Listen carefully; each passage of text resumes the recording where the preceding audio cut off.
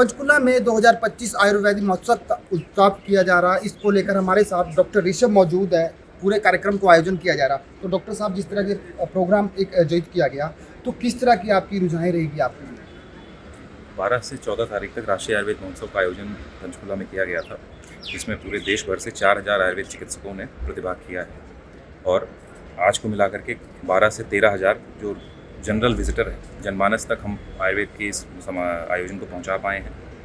3 दिन निःशुल्क आरोग्य शिविर, रक्तदान शिविर का आयोजन किया गया था, जिसमें शहर के 12 से 13,000 लोगों ने प्रतिभाग किया है और आयुर्वेद की चिकित्सा पद्धति को उसको समझा है कि किस तरह से उनके प्रतिदिन के लिए, जीवन के लिए लाभदायक सिद्ध हो सकती है।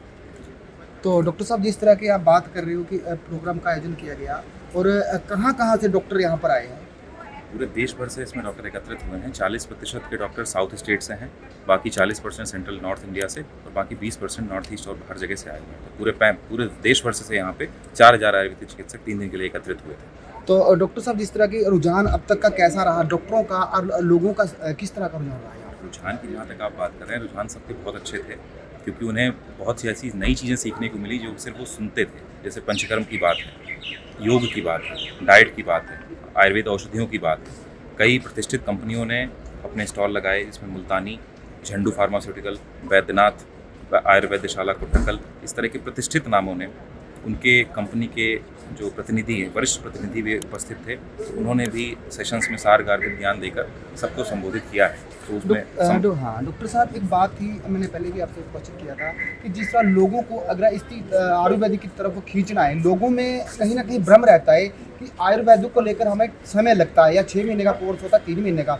तो आगे का रणनीति कैसे रहेगी दवाइयों को लेकर, जिस तरह आप आयोजन किया गया है? आपकी बात ठीक है। इस तरह के आयोजन का यही प्रमुख उद्देश्य है कि जनमानस तक हम एक बार अगर उनको हम एजुकेट कर पाएंगे, सिखा पाएंगे, समझा पाएंगे और पढ़ा पाएंगे, तो वो भ्रांति जो है, जो भ्रम बना हुआ है, वो दूर हो पाएगा। बहुत सारी ऐसी बीमारियां हैं जो एलोपैथ में बहुत समय लगाती हैं, मॉडर्न मेडिसिन बहुत टाइम लेती है, लेकिन अगर जब वो आयुर्वेद के थ्रू किया जाता है, आयुर्वेद के माध्यम से किया जाता है उसका चिकित्सा, तो त्वरित उसमें रिजल्ट प्राप्त होते हैं। सो वो भ्रांतियाँ इसी तरह के कार्यक्रमों से, ऐसे ही आयोजनों से कम होंगी जब उसमें जनमानस प्रतिभाग करेगा। अब तक कहाँ ऐसे कार्यक्रम किए गए हैं जी? ये हमारा चौथा कार्यक्रम था। पिछले वर्ष आयोजन जयपुर में किया गया था, उसके पहले लखनऊ में, और उसके पहले वाराणसी में हुआ है, और अगले वर्ष हम फिर कोई बड़ा कार्यक्रम लेकर के आए। तो देख सकते हैं, जिस तरह डॉक्टर ऋषभ ने हमारे को बताया कि जिस तरह आयुर्वेदिक को लेकर पूरी तैयारियां की गई है, जिस तरह की लोग पीछे हटते हैं, तो उसको लेकर भी यहाँ पर काफ़ी ज़्यादा उनको ऑर्गेनाइज और गेट किया गया है। अब देखना ये होगा कि आयुर्वेदिक तरह लोगों का क्या रुझान रहेगा। अपने सहयोगी के साथ पंचकुला से कुलदीप सैनी।